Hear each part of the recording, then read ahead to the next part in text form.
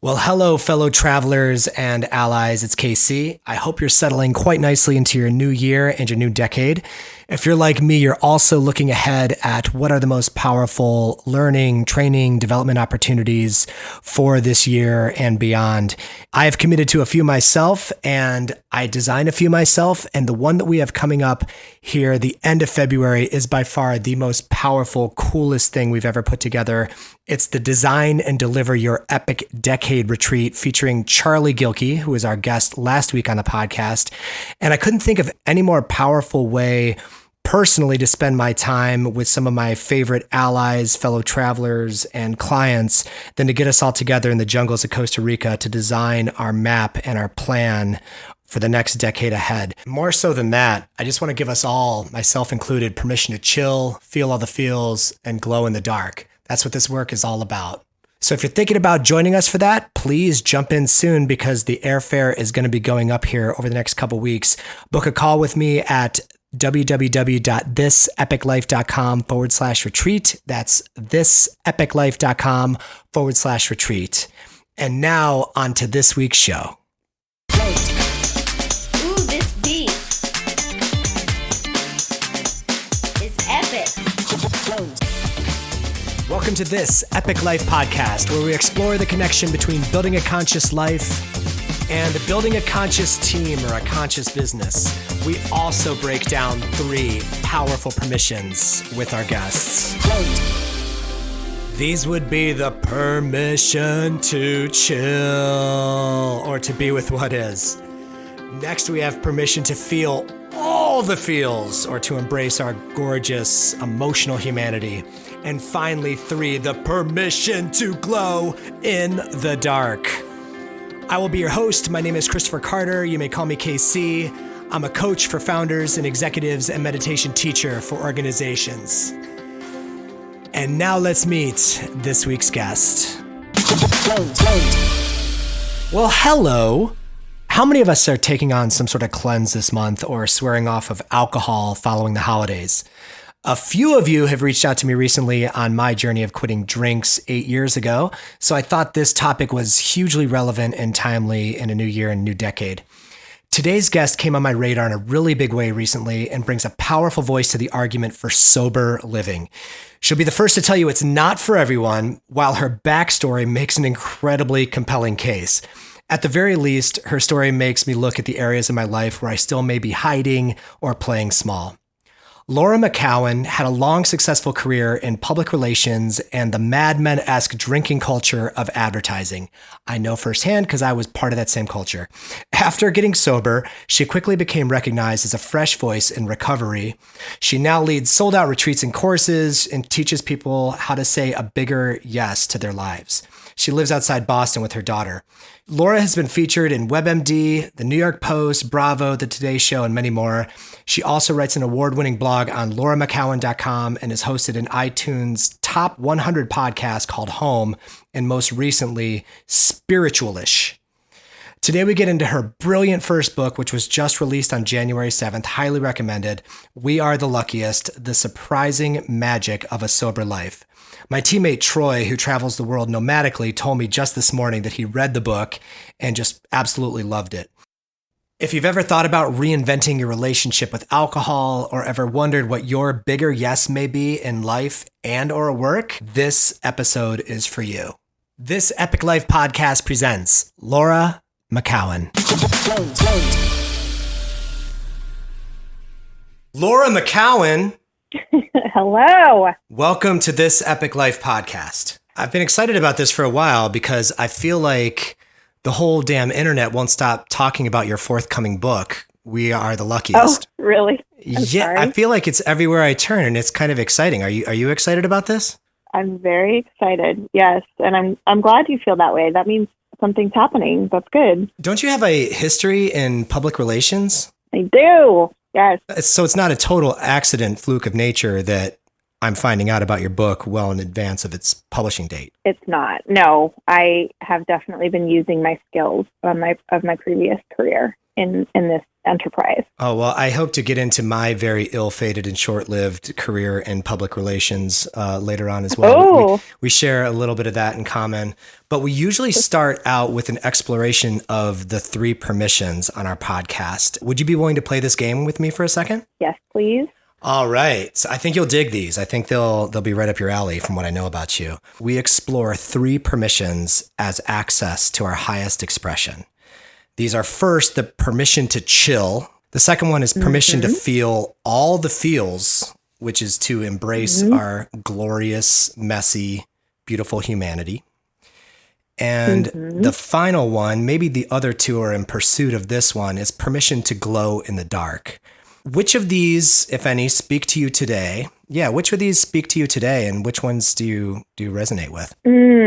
I would say permission to chill feels most important today and of this time. What, just leading into the holiday? We're a couple of days ahead of Christmas. Less the holidays than impending book launch. I think it feels like there's just a lot of energy there's a lot of buzzing in my mind. It's not anything that anyone else would necessarily be aware of, but, I have never published a book. This is something I've wanted more than anything else in my life. And it's the culmination of so many things, right? It is the culmination of starting with sobriety, and which was, of course, massive, and all that it took to get there. And then the past 5 years, switching careers and all the 10,000 tiny steps that it takes to do something, like that. And meaning write a book, quit your job, start another job, get sober, all that sort of lead. I don't believe too much in peak experiences because I think they're usually pretty disappointing, and the process of doing something is usually, at least from my experience, has been where the magic is. But the permission to chill, I'm having a very hard time chilling right now. There's things happening that don't typically happen with me, like waking up in the middle of the night and just having this swirling anxiety of thoughts, related to the book or my life, or not being able to read a book. My favorite thing in the world to do is to chill and read. And my mind is too spinny for that right now in the last couple of weeks. I feel like there's just something I should be doing all the time. What do you think that spin is asking of you? I know it's all about trying to have more control over what's going on. I just want control. It's if I just do more things, I'll have control over what's going to happen or what is happening. And I know that, at least. I suppose what it's asking me to do is to actually, I always joke with the people that I teach and with myself, I have a lot of tools that I built up to help manage this very active mind that I have, but I forget to use them. So I always joke we have tools and we will use them. I think that's what I'm being called to do in this season, this sort of pre-publication holiday season, is to remember all the things that have worked for me before. What are your access points into giving you permission to chill? Who's going to grant it, and how are you going to put that into action? I'm hoping you will right now. Oh, you've come to the right place, Laura McKowen. I got you. Step right in, please. Sweet. So this is funny. When you ask what your access points are, one of my cats just happened to crawl up and sit on my lap. And they are seriously the best reminders to chill the F out. Because that's all they do. Animals are pretty good at this. So are small children. Actually, small children are good at all 3 permissions. Feel all the feels, glow in the dark. They don't apologize. They just give themselves permission. Right. They don't even know how else to be. How do you want to wake up on January 7th is your drop date, right? For the book? That's when it comes out to the world? Mm-hmm. How do you want to wake up that morning? I picture a cross between Mary Poppins, some little birdies landing on the shoulders. Because this has been, like you said, many years coming, right? How do you want to show up that day? I know. That's such a good question. I haven't thought about this. Let's think about it now, damn it. I would like to be dressed by bluebirds.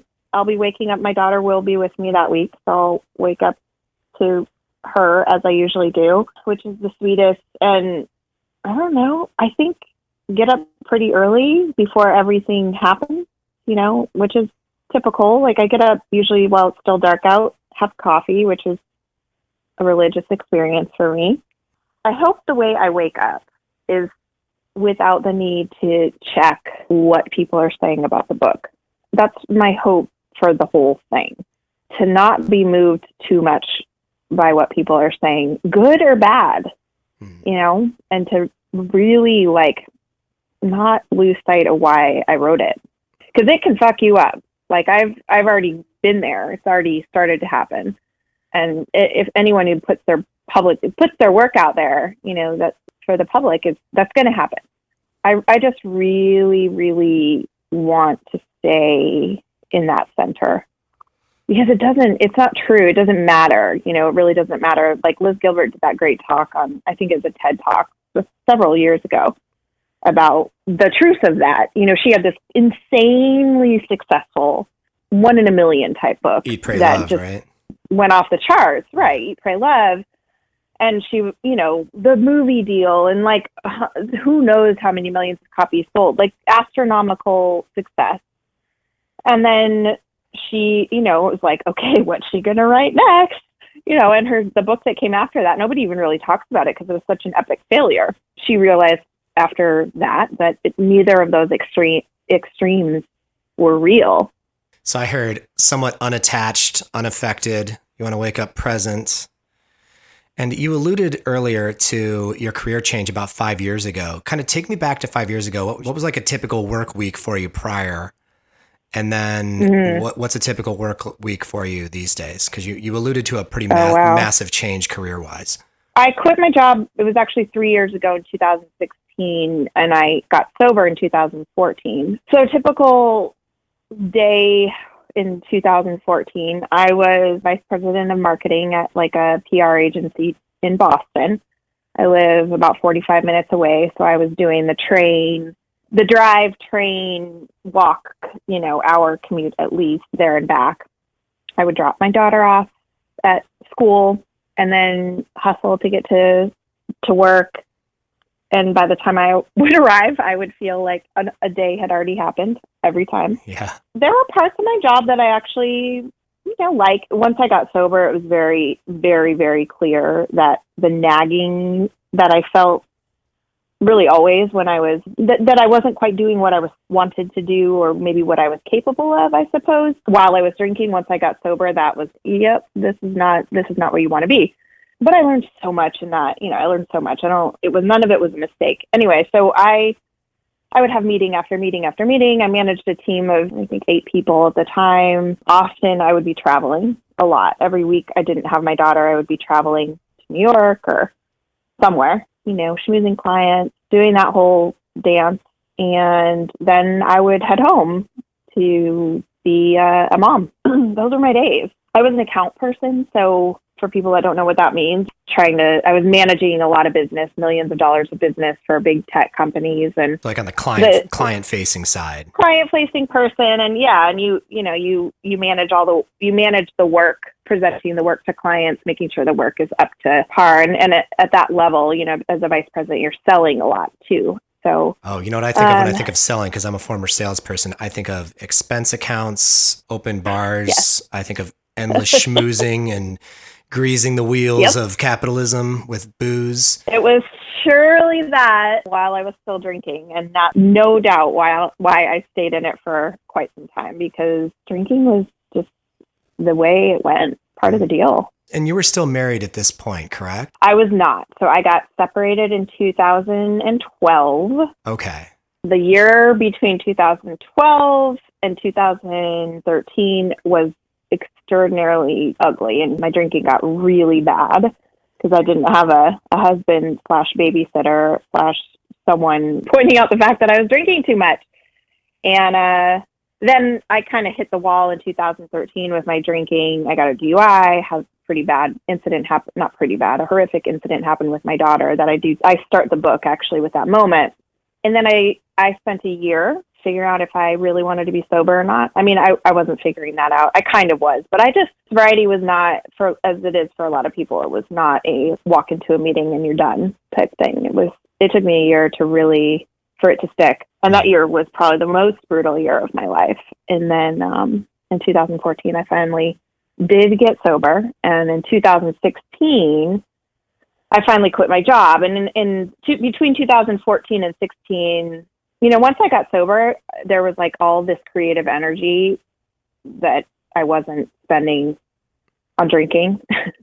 I wasn't burning that down all the time. And just, there was all this stuff that had been there all along. And it just kind of, not even poured. It like spewed out of me. Like I needed to write, and I started writing really consistently. And I started a podcast about sobriety and kind of really went for it. And that became kind of like a full-time job. And I had been a yoga teacher also for a long time. It got to a point where I really had two jobs. And there was just a tipping point where it was like several factors came together where it was like, okay, it's time. I'm going to quit. I'm going to do it.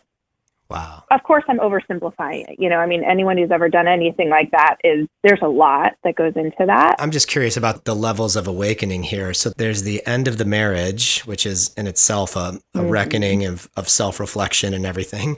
But then there's, how long were you a yoga teacher for? Like, when did you start teaching yoga? I started teaching in 2009. I've always been a seeker, always. Even as a kid, I guess I would call it, I was reading books, far beyond I was looking for answers, and I was always interested in sort of deeper questions. I was drawn to sort of not religious texts, but like philosophical type of things. And I don't know, I don't know what you call that as a kid. I would always listen to the adult conversations, after I was supposed to go to bed. I would always perch up on the stairs and listen to the adults talk, because I was I really wanted to know what was going on, what was really going on, and I fell into yoga I was kind of a marathon runner, and my body was so beat up. So I started doing yoga when I moved to Boston. And I did this really intense Baptiste style hot yoga thing, which was, I mostly, like a lot of people got into it for this athletic reason. It was a great workout. But then I started to catch on to some of the things they were saying. And there was something about that practice that I was really drawn to. And it took about 10 years, but I finally started going for that reason. I didn't really know what I was doing. I wouldn't have called it that, but I started learning how to be present and still, and it really helped calm my mind. I have one of those minds that sort of never stops. I did yoga teacher training because I was in a lot of pain, and I was like, I need some answers. That was sort of my first foray into, I guess I would say, anything personal, formally personal development type thing, or spiritual development. And I was like, who are these people? They're talking about their feelings so openly. People are crying everywhere. But I stayed, and I really, really loved it. There were all these seeds planted, right? When you look back at becoming a yoga teacher, the end of the marriage, the ultimate kind of transition of your career into what you're doing now, what do you think that life as a spiritually curious kid was preparing you for? That's a good question. I think in my heart, I'm a writer. I just feel like that's just the deepest heart of me, is a writer. And I guess you could say, okay, well, what's a writer? Because I don't write fiction. You said the book was kind of a dream for a long time. Did you always picture that this would be the first book? God, did you think I'd read a book about sobriety? No. What did you think your first book would be about? Well, I had no idea. It was literally like a dream that seems like kind of a joke because, okay, first of all, I never thought I'd write fiction. I've never wanted to write fiction. It seems like people who write fiction have always sort of done that. Stephen King talked about how he just always wrote stories and created stories, fantastical beast type of stories. And, I made up things. I've never had that kind of imagination.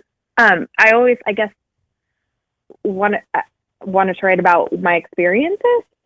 Yeah. I did not know how to tell the truth about anything that was going on with me. I got into a place, I really remember it pretty starkly, where it was right when I got married. And I went to start a blog. I'd started many blogs over the years. And I was like, I can't write about anything because I have so many secrets.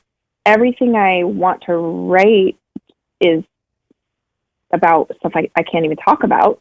I think that's the biggest thing I had to learn in sobriety. Well, first of all, I think I had to just live some more life to have stories to tell. And I think I had to really learn how to tell the truth, because there's no way your writing's going to be interesting or any good if you're not telling the truth. We can smell it 1,000 miles away. It's just like, nope. And as someone in recovery, like, that, and it's not like this light switch you turn on and you go, oh, yeah, now I'm going to tell the truth, because I didn't even really realize how much I was lying. That story about your daughter, and I don't want to spoil it here for my listeners, but I've heard you share it in other interviews recently. That first story that you share with your daughter was a real wake-up call where you couldn't avoid any of your blind spots or BS anymore. Like, you had to kind of come clean in a very painful public way. And I think that's generally what happened to us, if we're lucky. It doesn't happen like that for everybody. And I say if we're lucky because I probably could have just kept going, for quite a while. My denial was very thick. My need to protect my drinking was really big. And if it had not been, just so people aren't frustrated wondering what the hell happened, I left my daughter in a hotel room overnight at my brother's wedding because I was blacked out. And the next morning, I woke up not with her, not in the hotel room. And I thank God she found her way to my family that was at the hotel also. And I found my way to her that morning. But there was a lot of horror that morning for me personally and for my family. So it was not a private thing anymore. No one was going to protect me or my drinking anymore or anything like that. And there's something about the fact that happened with my daughter, which is sort of the one thing I thought, like, nothing will ever happen with her. Like, I can fuck up myself and I can make all kinds of mistakes. It's nothing's going to happen to her. Like, I'll always go back to her. And the fact that happened, it broke a huge part of my denial, and it started the process of me getting sober. Wow. Even before the major reflection point with your daughter it was your brother's wedding that happened? Yeah.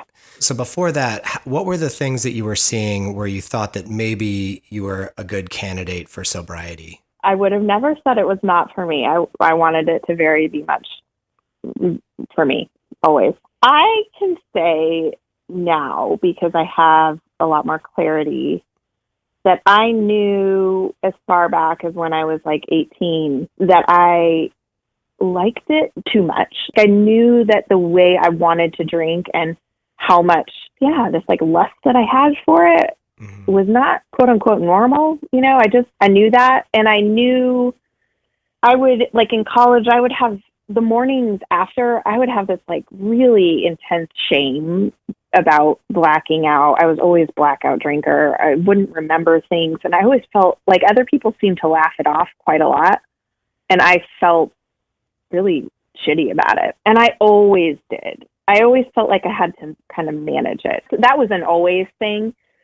But I went through varying, it wasn't always a problem. I mean, that's how it is for a lot of people. It's like there are periods where other things are briefly more important. Like when I met my husband, for example, I was so like elated and in love with him that my drinking kind of took a back seat for a while.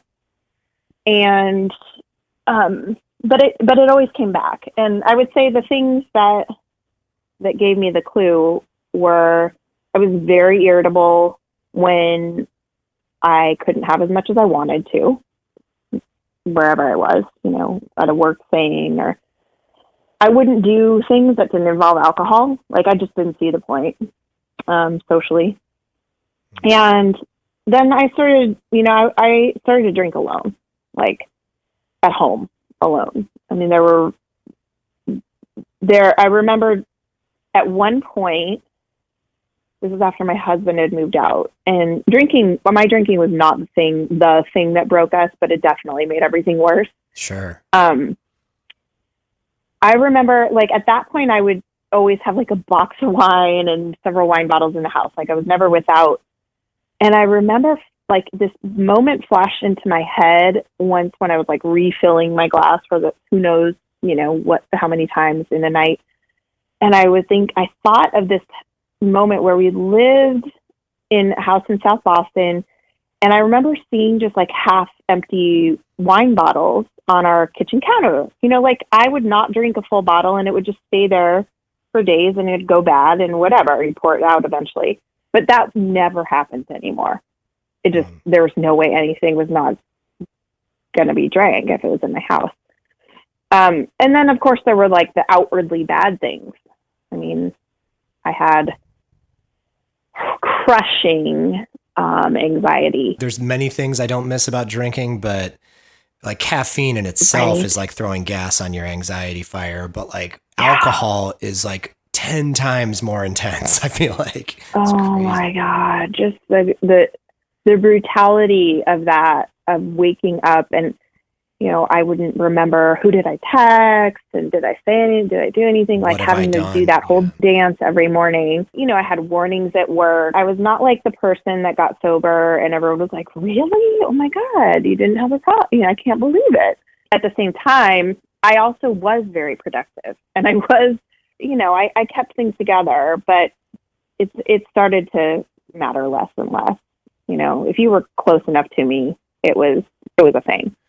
I was a salesperson, as I mentioned, and at some point I left sales, like pretty much as I was getting sober, and I came back to train salespeople. So my former colleagues and managers, I was now at the front of the room helping train salespeople. And I remember this one gentleman in particular who was like a total blackout drinker. So like every corporate event, I shared a room with him, and I would wake up and he'd be like just stripped naked on top of his blankets, like just laying there nude. And I was like, wow, that guy's intense, right?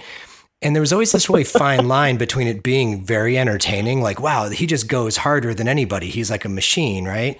But then there's also that really quick tipping point of like judgment where people will judge him or his behavior. And of course, I can only imagine how much he might be judging himself, based on what you were saying. Right. In some ways, I consider the blackouts to be like throwing a circuit breaker. Like it's kind of a good thing that maybe it happens because your body like literally needs to shut down to protect itself. Yeah. What do you think that level of drinking was protecting you from at the time? Oh, that's so fascinating. God. That's a great question. One of the things I say a lot is like drinking was my friend. Like it really was for a very long time. I don't regret anything about it. I needed it, and it did help me and protect me and save me from things I couldn't feel or deal with or whatever for a long time. But if I think about the blackout question, I mean, the way I acted when I was drinking is not who I was. And I think anytime you're out of integrity with yourself, it's really painful. It is the most painful thing, I think. So I suppose if there is an answer, it's protecting me from really seeing that or knowing that. What was the moment into your kind of recovery journey? I know the journey continues. It's never truly over, until we're done breathing. But what was a moment at some point where you realized that you can do this thing? You could stay infinitely number of consecutive days without drinking? It's such a good question because for me, it was saying that I was never going to drink again. It filled me with despair in keeping me, it made me want to drink. And I just decided, and there's a chapter in the book called Forget Forever that's based on this. I stopped promising myself that I would never drink again. And that was a tipping point for me. It was actually like the last time I drank, the next day I was like, fuck all these promises you're making to yourself. Screw it. You're not doing that anymore. You're just going to not drink right now. And you're not going to drink tonight. And if you want to drink tomorrow, fine. And I decided that I would just hold that mindset until I didn't feel that way anymore, knowing I might always feel that way. Yeah. And if I do, so be it. But the only thing that's ever happening is what's happening right now. Like the only thing. I have this great story from my yoga teacher, and this is way before I quit, but we were all sitting around in teacher training. It was like, we did it on the weekends. It was like all day Saturday, all day Sunday. Everyone's fried by the end and has sort of open. And I remember we went around the room and David was like, okay, what's coming up for you guys? Anyone want to bring anything up? And this guy chimed in and goes, I'm afraid I can't stop drinking. And everyone was like, holy shit.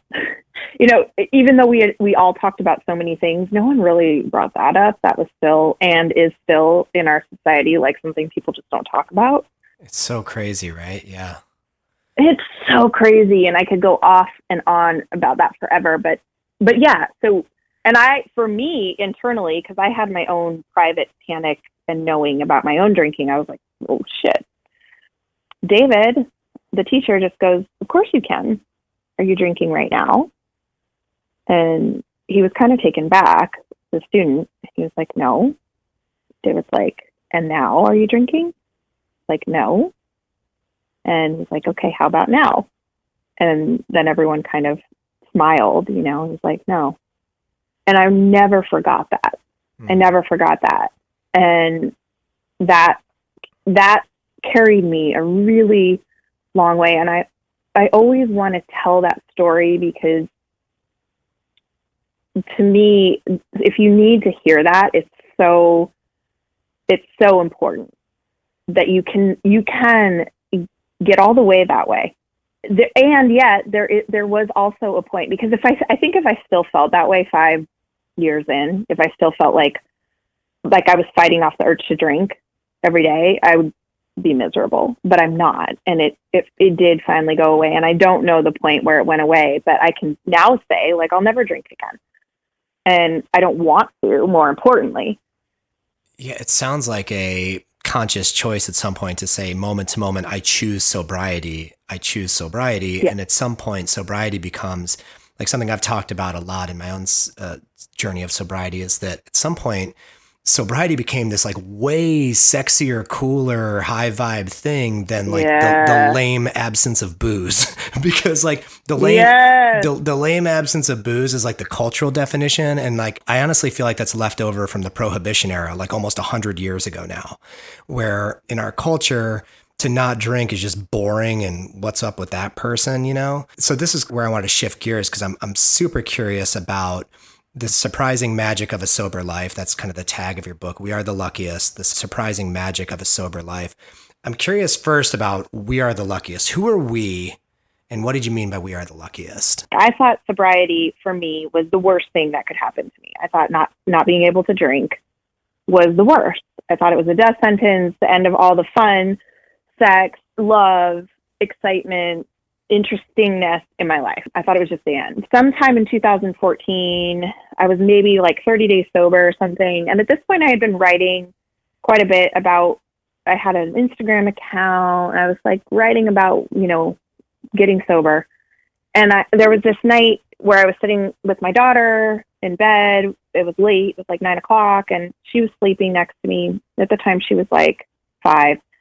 And I was crying. I had been crying because I was always, it was a very raw time. and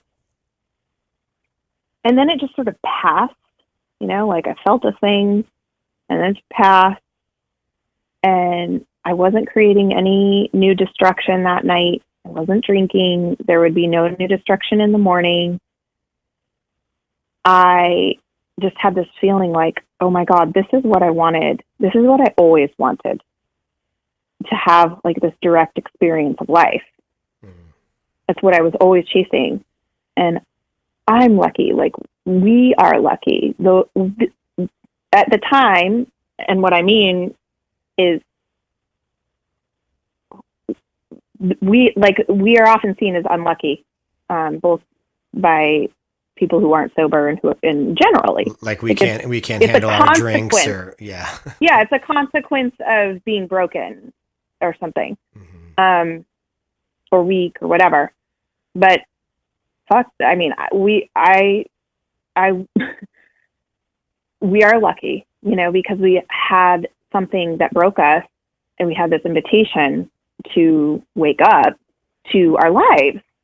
That I think we all get some kind of an invitation, but addiction happens, especially alcohol or drugs, happens to be this particularly like gnarly looking and experiencing thing for people. So it broke me. It was the hardest thing I'd ever done to get sober. And I've been through a lot. It was the hardest thing. It burned me all the way down. And that was the best thing that ever happened to me. And so that's what I mean. It's like, no, we're lucky. I'm lucky. And it doesn't just have to be addiction. You know, anything that causes you to break all the way down and is that invitation, you're lucky. You know, you're lucky to get that. Sounds like to see and experience life as it really is versus through all the filters and veils and kind of bullshit that we wrap it in. Just like that unobstructed, unfiltered view of life. It's beautiful.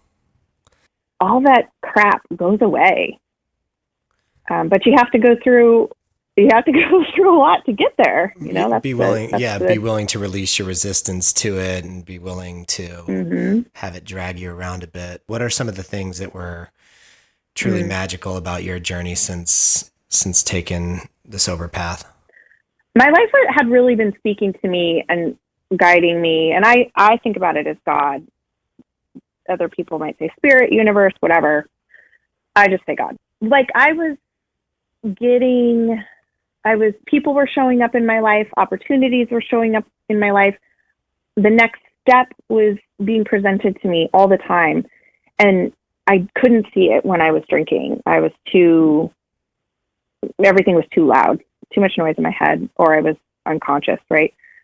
But once I got sober, it was like, oh my God, I am really held by the universe. I'm held by life. So I really felt that. And that is profoundly magical to me.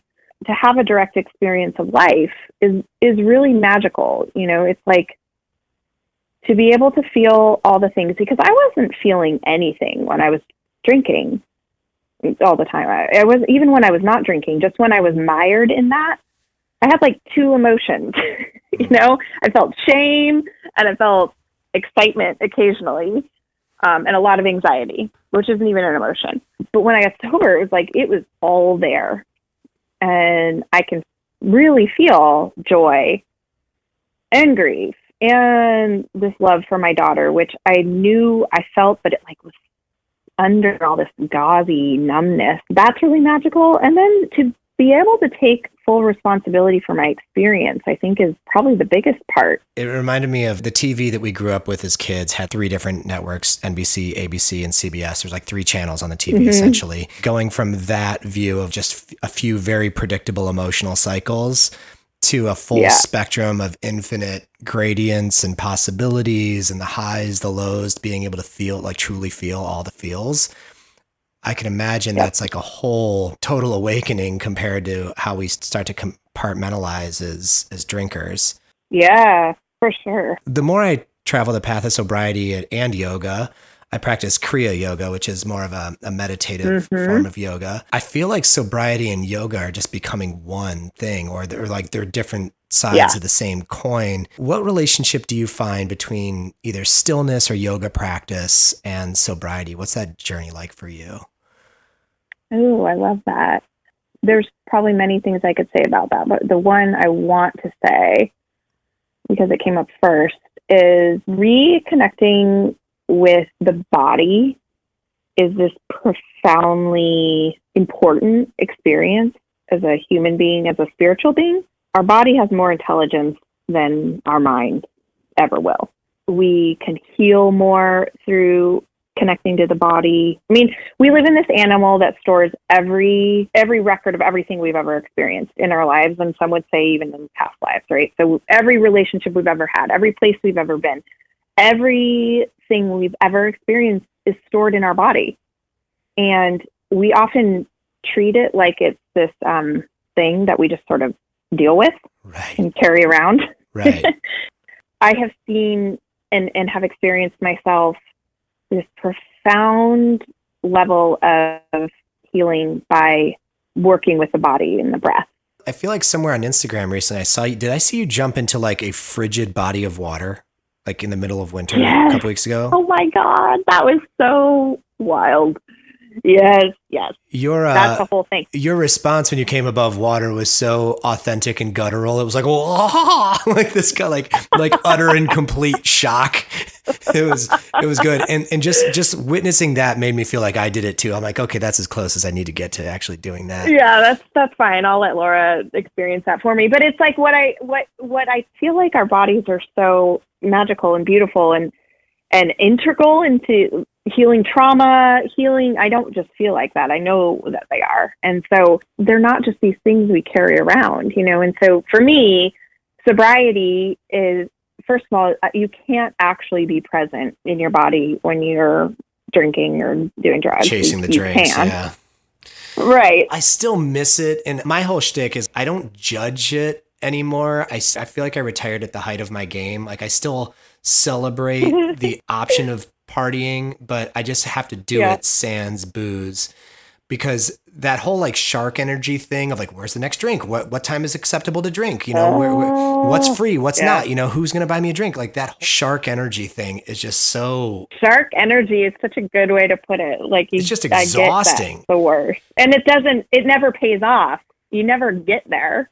There's never enough. I don't think everyone should be sober either. I mean, it's not that. It's Right. like, but I think we could all stand to our relationship or the way that we sort of view and treat alcohol is fascinating to me because we don't even really consider it a drug.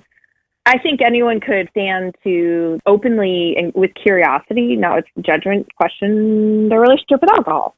How ubiquitous alcohol is, and people, you know, still vilify all these other things ahead of it, you know, like marijuana, for instance. And it's like, Anything is better than alcohol addiction. right. And from my perspective, alcohol has done so much more damage to families and lives and sense of self-worth and on and on and on. And I just love the inquiry. We don't want to talk about it. Well, why would we do that? With this book, what are you hoping people walk away with? If they could only walk away with like a couple questions or reflections, what's the action you hope they consider after reading the book? I hope that people are willing to look a little more honestly and with more, open curiosity about, I like call it in the book, your thing. Everyone has a thing, many things usually. Mine was drinking, but for a lot of people, it's not, it's working too much or food or whatever, that we all have things though. So I hope it, encourages people to look at their things with the idea that there's freedom on the other side of that instead of despair or too much or so much fear. And then I really, really, really want to reach mothers with this book because there is just a special kind of shame for moms who drink. And I hear from them, I see them, it's this special animal. And that's why I started my book the way I started it, because I want, if there's a mom reading it and she's freaked out and terrified about her, how she's drinking, I want her to read that book more than anyone else. So I wanted to be like, oh no, here, this is what we're doing. Here, we're going to talk about this. Yeah. Because we all think we're the worst, and it's like, it flies against all logic and all morality, even really, to like be a mom who drinks and puts our kids in danger or does things that are not cool to do when you're a mom because you're drinking. And I'm sure that goes for dads too. I don't want to single the dads out, but Sure. because I'm a mom and because I'm a mother, there's something different about it. No, it There is. I coach a lot of very powerful, very badass women, and the ones that are mommies, like mommy and also my wife, I've been married 20 years, and I feel like there's a special sense of responsibility and mission that a mommy has that a dad doesn't always have access to. It's like this deep maternal thing where the kid relies on the mommy energy. It seems to more than that paternal thing. And or in a different way. It's just like, there's this very real connection between mother and child. I could see that manifesting as all sorts of additional pressure that the mom might put on herself and, shame that comes with it. When you said the things like drinking just happens to be your thing, I picture things as being just places we can hide. totally. Yes.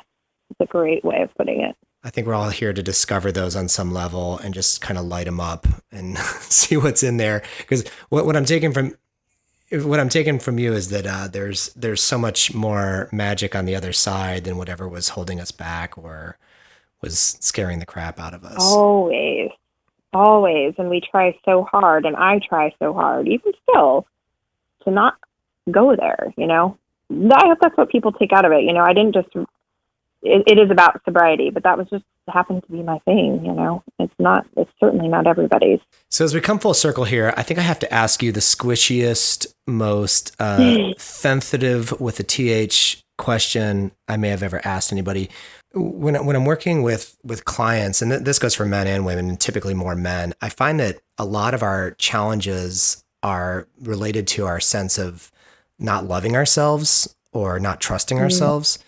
And I hear a lot of breakthroughs in your work in terms of learning how to love yourself. And is there anything you actively do to practice either self-love, self-acceptance, self-trust? Start with self-knowing, trying to get to know yourself, to just try to have curiosity about yourself more. And it sounds, I'm going to say it in like two sentences. It sounds simple, but it's extraordinarily difficult. Try to have more curiosity than you do criticism for yourself, because it happens so much we don't even notice it, how much we beat the shit out of ourselves. And if you just go, interesting, like she's doing that again. Fascinating. You know, she's eating the whole sleeve of Oreos again. She didn't even want to. Or she's acting the same fucking way in this relationship. And it still feels like shit every time. Or she can't make a different choice about whatever it is. And instead of criticizing yourself, first noticing that and then just getting curious about it. I mean, I would say the thing I do most and that I never stop doing is learning, trying to learn about myself, like being a student a student of Laura, right? Mm-hmm. And not just doing that through books. Like you can't, I think books are great. I think personal development work is great, but I'm a big believer in therapy. I'm a big believer in coaching, if that is, you know, if you're drawn to a certain coach, like working with another human being. Getting reflection, like that reflective process. Yeah. And because I don't think you can actually do the work, quote unquote, the work by just reading, you know. A big motivator for me to get sober was I was just on this path of trying to become somebody I wanted to spend more than 5 minutes with. The longer I sit to meditate, or, you know, the deeper I get into parenting, like all these things that really force you to show all that way the hell up. Like there's no phoning it in at some point. Like if I'm going to coach a powerful CEO or whoever, I got to fully be there with them. And to fully be there, I have to bring all of my garbage and everything too. What I love about your process is you almost sounded like the researcher behind like the double mirrored, double paned glass, like say like, wow, look at her. She's crushing that whole plate of Oreos. Wow. Look at her now. She's doing this. But I do the same thing. Like that can get exhausting sometimes, but it is very insightful to just even be aware of the patterns, to know if this, then that. So why this? What's the other choice? The follow-up to that is like, oh my God, notice. Wow, look at that. She's doing that. And then you start to seek out information. I also like really ask for teachers to show up in my life, and it never fails. Every time I've been in a really dark place, okay, I need something. I need someone. And then you do have to put some energy out there, but the right person shows up. I got the right sponsor in year 3 when I was like at an almost suicidal emotional bottom.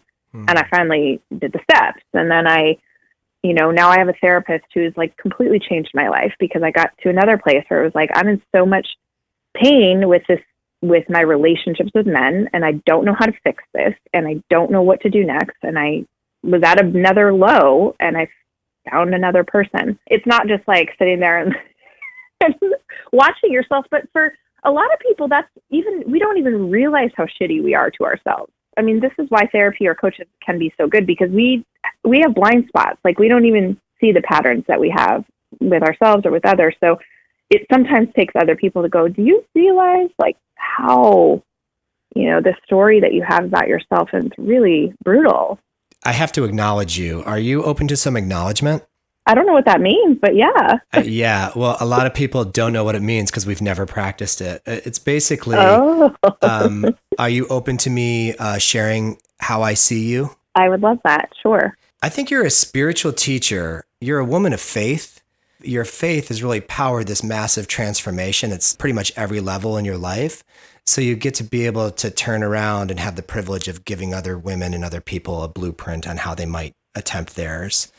And it's so endlessly inspiring to me the voice that you use to do this, because you're a little bit rock and roll and you're a little bit edgy and you're a little bit, crazy like the rest of us, but you really embody everything that you teach by your own example. And I just want to thank you for doing that work. I think it's some of the most important work we can do. Wow. Thank you so much. Do you feel acknowledged? I do. And I feel very, thank you. I'm just going to say thank you instead of asking more. Step 2 of that is to give you absolute permission to chill and to embody and celebrate and receive all of this magic that's coming back to you. Like, you've already done all the really heavy lifting on the book, and now you get to go out and be this person and just, celebrate and receive. Are you willing to practice that? I can't even tell you how nice it is to hear you say that. It's so nice. It sounds so nice to do that, to think about doing that. Oh yeah. I'm super excited for you. You. I feel like this book is going to be huge. It just feels like energetically, it feels like the right time. You have this huge part of the population that's like, wow, sobriety, that's a radical concept. I never considered not drinking before. And then, and then you have like I live, as I mentioned, in the birthplace of Alcoholics Anonymous, and it's amazing. It's saved millions of lives. I have so many friends and family in the program. And I also feel like there's a heaviness to it, and for sure. There's something about your work that's all about thriving and magic. And yeah, that's what I'm most excited about for you. I am tomorrow going to send you a copy of it. I'm sorry you didn't get one before we chatted, but in a way it's probably better. Yeah. I'll just admit this right now, Laura, that the whole acknowledgement thing, I just wanted a free copy of the book, but I did mean every single word. I totally meant it, and I really want that damn book because I'm pumped about it, and I know a lot of people in my house will love it. I'll even send you 2 copies. You can give someone else one. Oh, that's amazing. Well, thanks again for being on the podcast with me, and please let me know how I can continue supporting your work.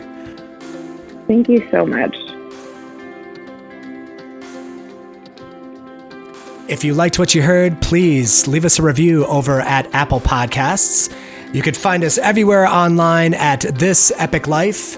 And if you're thinking about designing and delivering your most epic decade ever, consider joining us in the jungles of Costa Rica for our retreat at thisepiclife.com/retreat. Glow in the dark.